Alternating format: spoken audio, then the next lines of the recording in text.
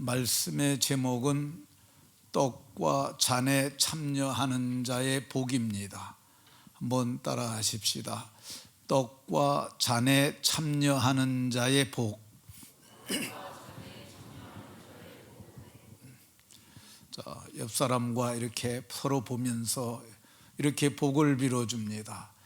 떡과 잔에 참여할 때 복이 있으시기 바랍니다.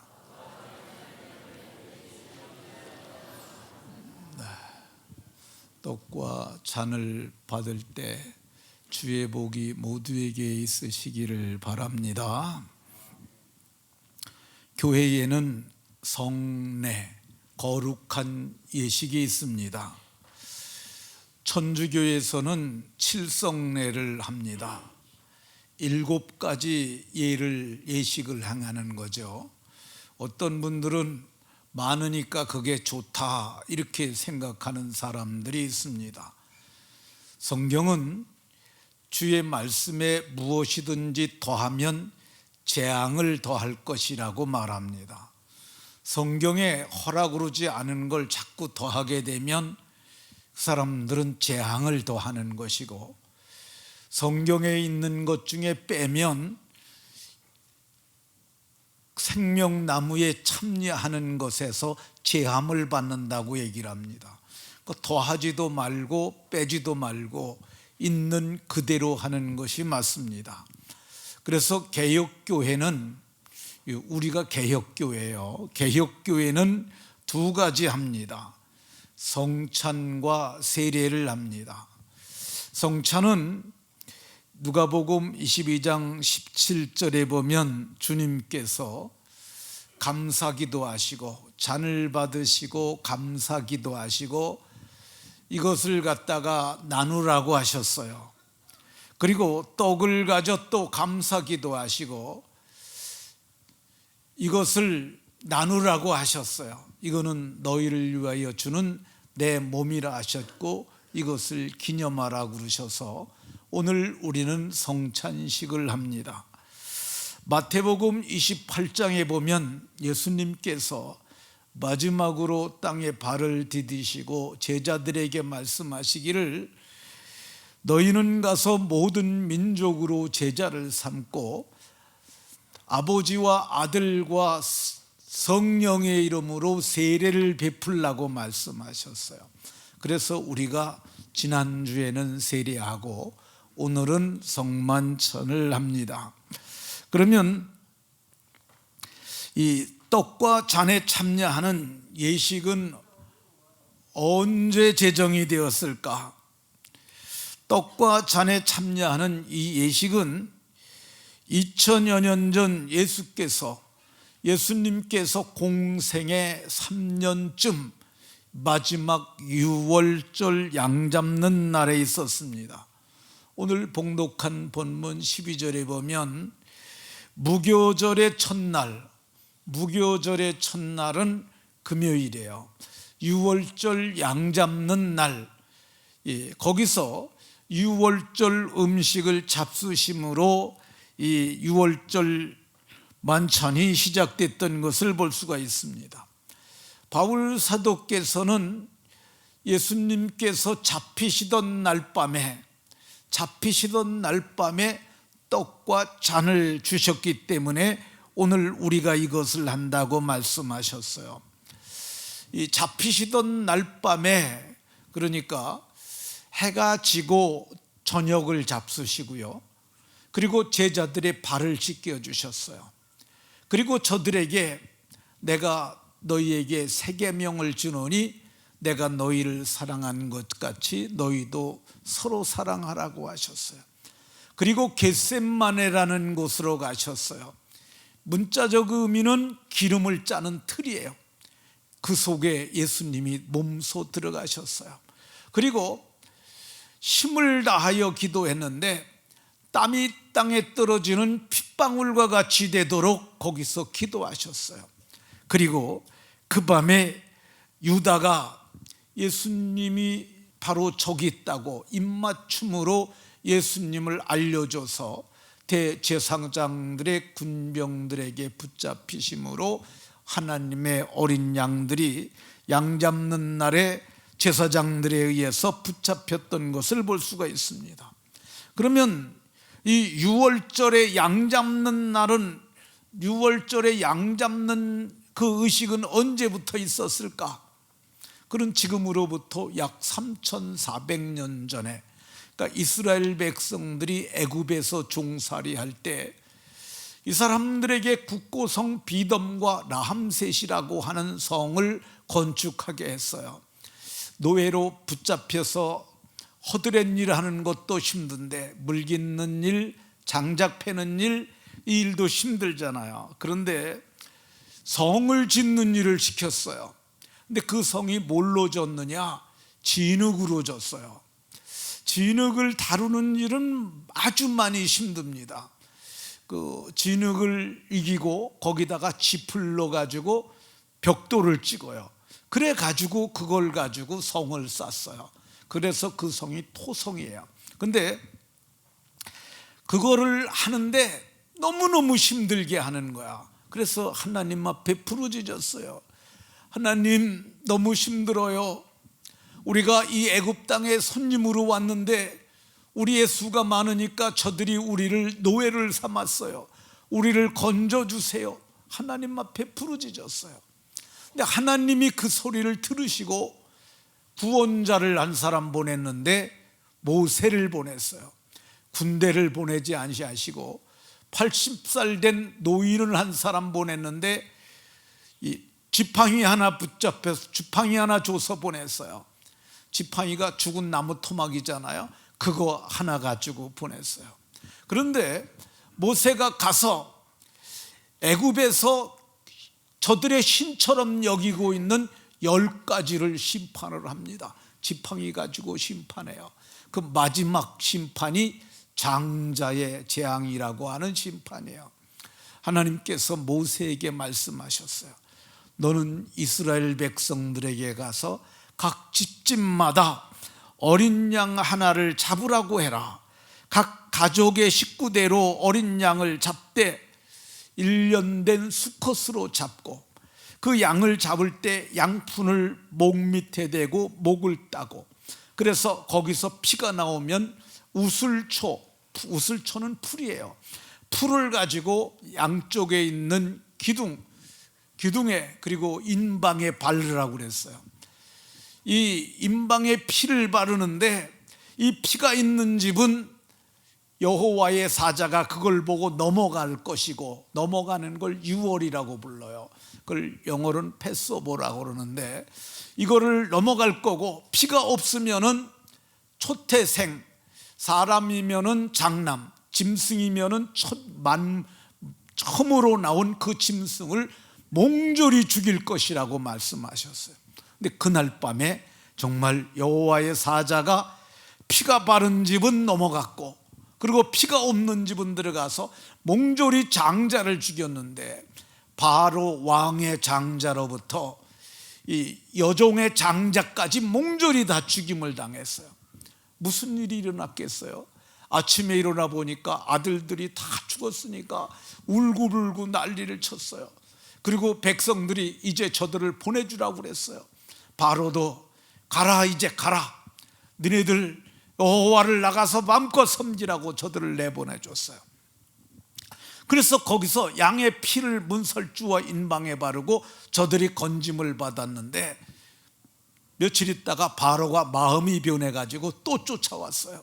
그래서 이스라엘 백성들이 홍해를 만나게 됐는데 모세가 홍해바다를 가리키니까 바다가 갈라졌어요. 아주 넓고 깊게 이사야 51장에 보면 그렇게 나옵니다. 그래서 이스라엘 백성들은 그 바다를 육지같이 건넜는데 애굽의 군대가 그걸 보고 저 노예들 도망간다고 잡으러 가자고 뛰어들었다가 저들은 몽졸이 죽임을 당하고 이스라엘 백성들은 바다에서 건짐을 받게 됐어요. 이 유월절은 어떤 거냐면요, 사람이 구원받는 것을 그림으로 보여주는 거예요. 저들이 피를 바르고 구원을 받았잖아요. 홍해 바다를 건넜는데 바울 사도는 이것을 모세에게 속하여 구름과 바다에서 세례를 받은 것이라고 이렇게 말을 해요. 우리도 예수님 믿음으로 구원을 받았잖아요.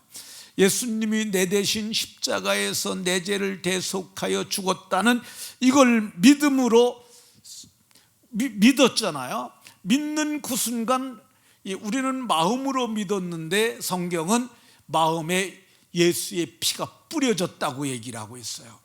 마음에 예수의 피가 뿌려지는 그 순간 우리의 양심을 붙잡고 역사하는 악한 것이 있는데, 히브리서 10장 22절에 보면 악한 영이 우리의 양심을 붙잡고 있었는데, 양심을 붙잡고 있던 이 악한 것들이 피가 뿌려지니까 놓고 도망을 갔어요.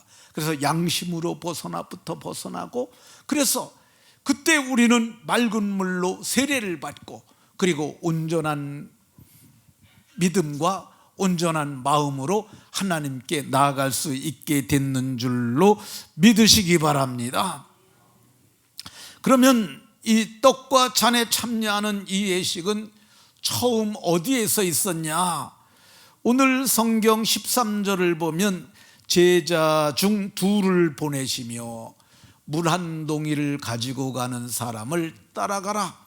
그러면 그 사람이 어느 집으로 들어갈 테니까 집주인에게 말하기를, 선생님의 말씀이, 예수님이 말씀하시길 내가 내 제자들과 함께 유월절 음식을 먹을 나의 객실이 어디 있느냐 이렇게 물으면은 저들이 한 장소를 준비할 것이라고 얘기를 했어요.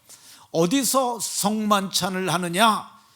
주님의 말씀에 순종한 성도들이 준비한 장소에서 하는 거예요. 오늘 15절에 보면 자리를 펴고 준비한 큰 다락방을 보이리니 거기서 우리를 위하여 준비하리라 하셨는데, 오늘 우리는 어디서 이 만찬을 준비했습니까? 우리들에게 가장 적절한 장소, 우리의 성도들이 헌금으로 건물을 짓고 예배하는 이곳이 가장 좋은 처소인 줄로 믿으시기 바랍니다. 그럼 이 떡과 잔에 참여하는 의식에는 누가 참여할까? 14절 보면 내가 유월절 음식을 먹을 나의 객실이 어디에 있느냐 이렇게 말씀하셨어요. 성만찬에는 누가 참여하느냐? 내가, 예수님이 참여하는 거야. 예수님이 두세 사람만 함께 있어도 내가 그들 중에 내 이름으로 모인 곳엔 나도 함께 하신다고 그러셨어요.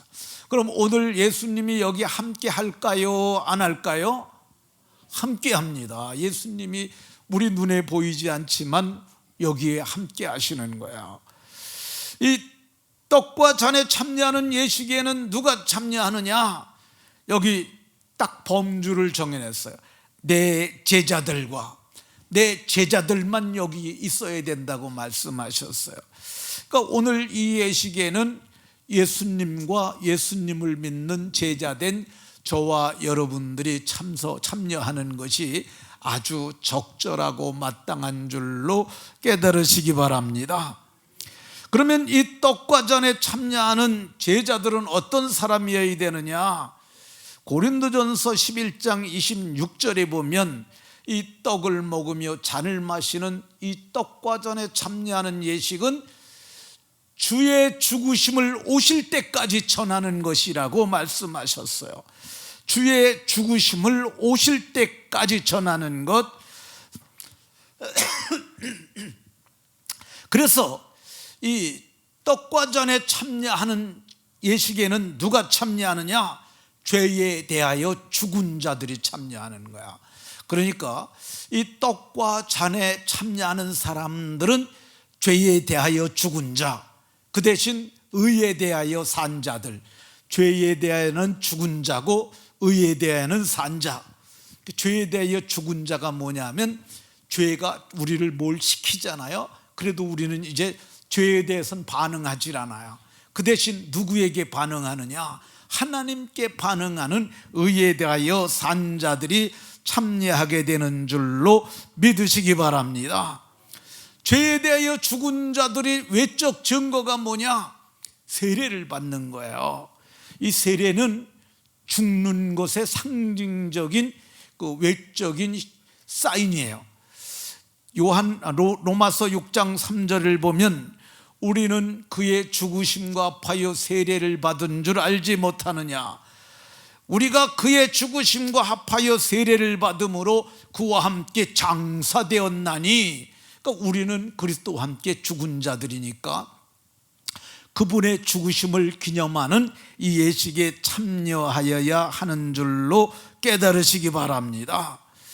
이 주의 죽으심을 기념하는 의식이므로 세례를 통하여 연합한 자들이 참여할 수 있어요. 그리스도와 함께 죽고 또 그와 같은 모양으로 연합한 자가 되었으면 그의 부활과 같은 모양으로 연합한 자도 되리라. 그러니까 물속에 들어갈 때 죽고 죄와 함께 죽고 다시 나올 때 그리스도와 함께 사는, 그래서 부활도 연합하게 되는 그런 자들, 저와 여러분들이 이 예식에 참여하게 됩니다. 그래서 교회는 법으로 정해놨어요. 세례를 받지 않은 사람들은 성만찬에 참여하지 못한다. 그러니까 오늘 성찬을 하는데 세례를 받지 않았는데 나도 하고 싶다, 그래서 하면 안 돼요. 세례 받지 않은 사람은 떡과 잔을 받으면 안 됩니다. 떡과 잔에 참여하는 이 유월절 이 음식은 뭐였을까? 성경을 보게 되면 구약의 성도들은 뭘 했느냐? 어린 양을 잡아서 설주와 인방에 피 바르고 양고기를 그날 불에 구워서 무교봉과 쓴나물과 함께 저들이 그걸 먹었어요. 구약시대는 양을 잡고 양을 먹었어요. 이 약속의 땅, 곧 가나안 땅에 들어간 이스라엘들도 역시 마찬가지로 역대하 30장 18절에 보면 히스기야가 그들을 위하여 기도했다고 그러는데, 에브라임, 므낫세, 이사갈, 스불론이 많은 무리들이 자기를 깨끗하게 하지 아니하고 유월절 양을 먹었어요. 유월절 잔치에 정결 의식도 행하지 않고 먹으니까 히스기야가 그들을 위하여 선하신 여호와여, 저들이 모르고 그랬으니까 저들의 죄를 사하여 달라고 그랬어요. 요시야 시대에도, 이 요시야는 요시야 왕이에요. 유월절을 지켜 첫째 달 넷째 날, 이게 무교절 첫날이고, 이 유월절 양 잡는 날에 유월절 양을 잡고 저들도 양을 잡고 그들이 양을 먹었던 것을 볼 수가 있습니다. 그런데 오늘 성경을 보게 되면 예수님과 제자들은 양고기를 먹지 않고 떡과 포도주를 먹었습니다. 오늘 22절을 보게 되면 떡을 가지사 축복하시고 제자들에게 주시며 이르시되 받으라, 이것은 내 몸이라고 그랬어요. 왜 양을 잡아야 되는데 양을 잡지도 않고 떡을 주시면서 먹으라 했습니까? 그것은 예수님께서 음식을 바꾼 거야. 이게 아주 커다란 전환점인 사건이기 때문에 그래요.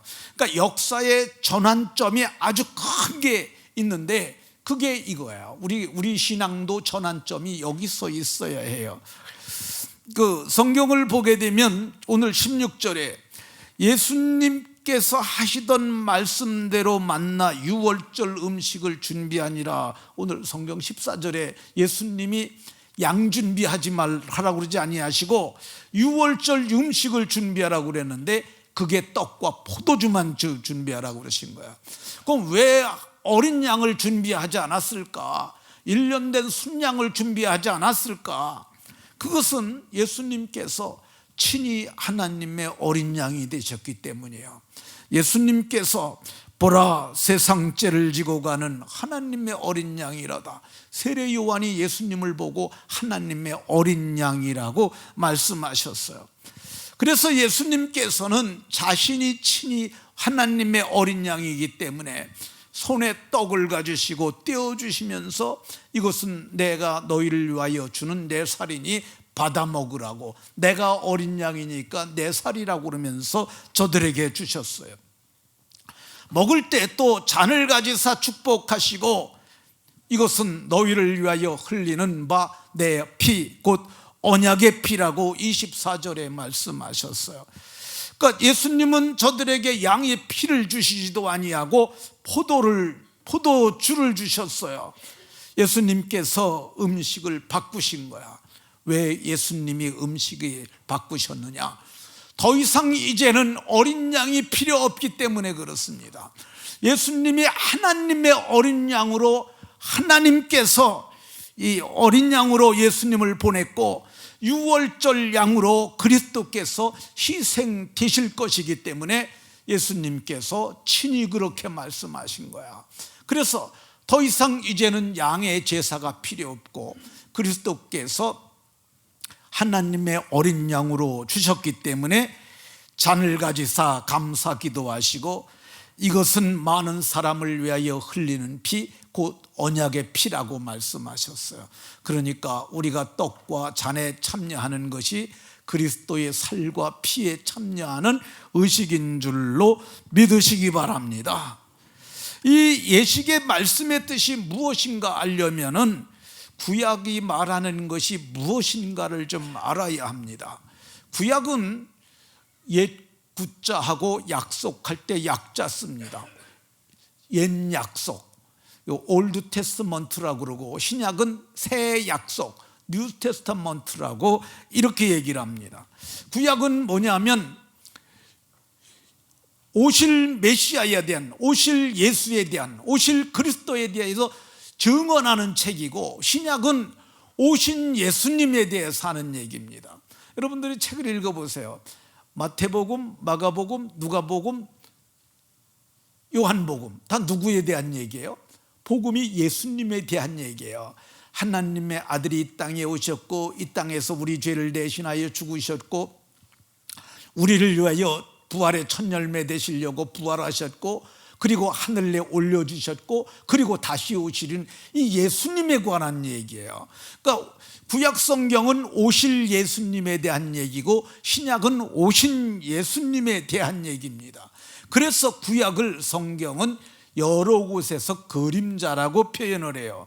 히브리서 10장 1절에 보면 모세 오경을 주로 율법서라고 얘기를 하는데 율법은 장차 올 좋은 일의 그림자라고 얘기를 하고 있어요.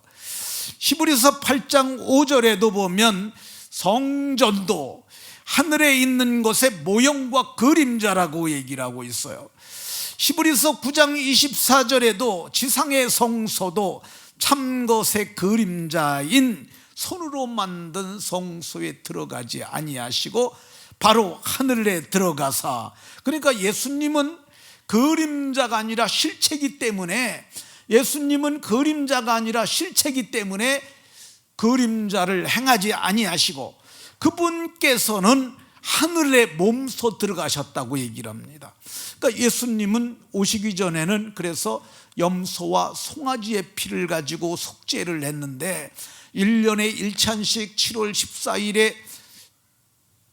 10일 대속죄일에 저들이 이 양의 피를 가지고 지성소에 들어가서 속죄소에 피를 쏟고 그리고서야 1년짜리 속죄를 얻었는데 성경은 염소나 송아지의 피로 하지 아니하고 자기 피로 영원한 속죄를 단번에 이루셔서, 그러니까 더 이상의 제사가 필요 없다고 단번에 그걸 이루셨는데 그 증거로 성소에 휘장을 찢어 놓으셨습니다. 더 이상 성소에 제사가 필요 없는 것을 보여주신 거야. 그리고 하늘 성소에 단번에 들어가셨다고 그렇게 말씀하고 있는 것을 볼 수가 있습니다. 그러니까 구약의 성도들이 지켰던 유월절도 그림자에 불과한 것입니다. 성경은 뭐라고 말씀하느냐? 우리의 유월절 양 되시는 그리스도께서 몸소 유월절 양이 되셔서 희생되셨기 때문입니다. 중흥 아파트 앞에 가면, 6단 옆에 가면은 하나님의 교회라고 하는 이상한 교회가 있습니다. 여러분들은 거기에 미혹되지 말기를 바랍니다. 거기 건물도 깔끔하게 잘 지어놓고 거기도 사람들이 뭐 하는 것 같아요. 근데 거기서 뭐 하냐면 지금도 유월절을 지킨다고 그래요. 유월절 양도 잡는다는 얘기를 들었어요. 자, 성경을 보세요. 고린도전서 5장 7절에 보면, 고린도전서 5장 7절에 우리의 유월절 양 곧 그리스도께서 희생이 되셨어요. 그리스도께서 영원한 속죄를 이루셨어요. 단번에 끝내셨어요. 그래서 단번에 우리가 구원받는 거야. 그런데 무슨 더 이상의 제사가 필요 있습니까? 그러니까 여러분들은 거기에 속지 마세요.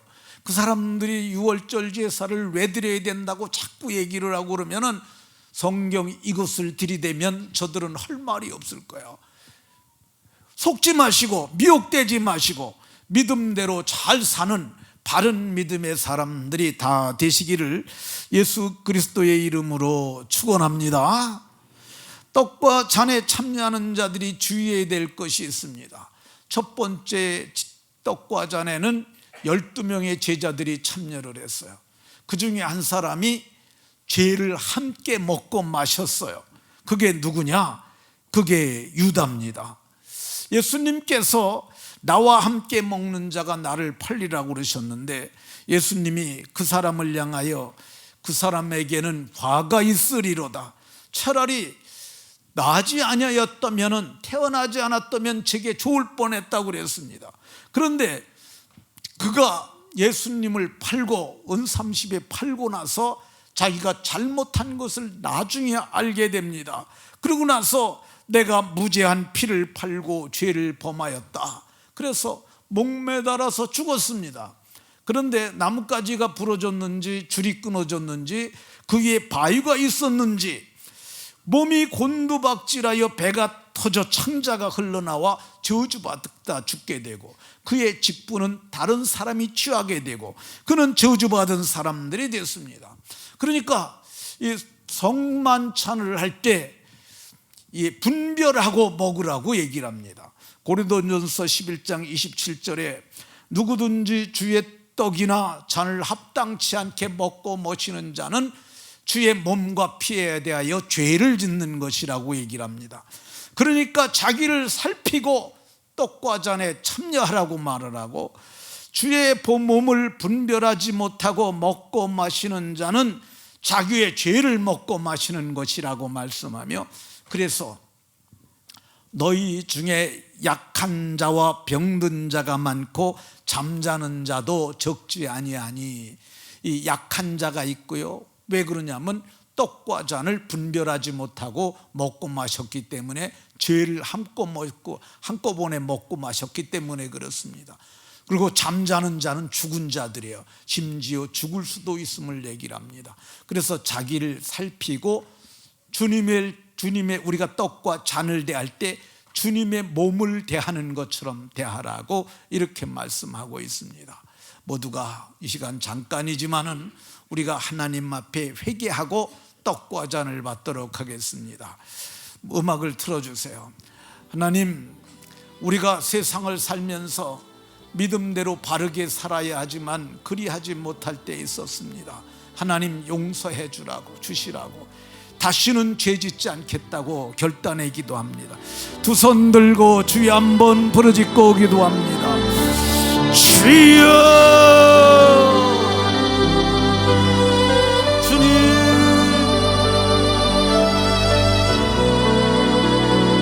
은혜를 베풀어 주옵소서. 아버지, 우리의 지은 죄를 자백하오니 주여 용서하여 주옵소서. 주여 우리를 깨끗게 하여 주옵소서. 정결한 마음으로 떡과 잔을 대하게 하옵소서. 하나님, 우리의 회개를 받으시고 우리가 깨끗한 양심과 믿음의 비밀을 간직한 사람들답게 떡과 잔을 대할 때 주님을 대함과 같이 대하게 하옵소서. 예수 그리스도의 이름으로 기도합니다. 아멘. 그러면 떡과 잔을 대하는 자들은 어떤 복이 있을까? 이것을 행하여 나를 기념하라 그러셨습니다. 우리는 기념식에 참여한 거야. 성경을, 기념이라는 말은 뜻깊은 일이나 사건을 잊지 않고 마음에 되새기는 것을 기념이라고 이렇게 얘기를 합니다. 그러니까 우리가 현충일에도 기념하잖아요. 광복절도 우리가 기념하잖아요. 기념식 하잖아요. 마찬가지로 우리는 예수의 죽으심을 기념하는 거예요. 그리고 우리가 잔을 마시잖아요. 성경은 이 잔은 피로 세운 새 언약이라고, 피로 세운 언약이에요. 언약에 참여하는 것이고요. 그리고 이거 마실 때마다 이 분병과 분잔을 하는데 이것을 다음 세대들에게도 전하는, 주님이 오실 때까지 전하는 의식이 되는 거고요. 그리고 이거는 그리스도의 피에 참여하고 그리스도의 몸에 참여함으로 우리가 그리스도와 하나가 되는, 한 몸 되는 연합이 되고요. 그리고 이렇게 연합한 자는 마지막 날에 부활하게 됩니다. 성경은 우리가 이 그리스도께서 만물을 자기에게 복종하게 하실 수 있는 자의 역사로 우리의 낮은 몸, 우리의 천한 몸, 우리의 죽을 몸, 아니 죽은 몸까지도 마침내 자기 영광의 몸의 형체와 같게 변케 하실 터인데, 모두가 그 복을 바라고 마지막 날에 부활의 소망을 갖는 게 아니고요, 소망만 있는 게 아니고 마지막 날에 진짜로 부활하는 거예요. 이거 이상하게 해석하는 사람들 많은데 속지 마세요. 진짜 우리가 부활을 하게 되고 영광에 들어갈 터인데, 그거를 영광스러운 즐거움으로 즐거워하다가 모두가 영광에 들어가는 복이 있으시기를 주 예수 그리스도의 이름으로 축원합니다.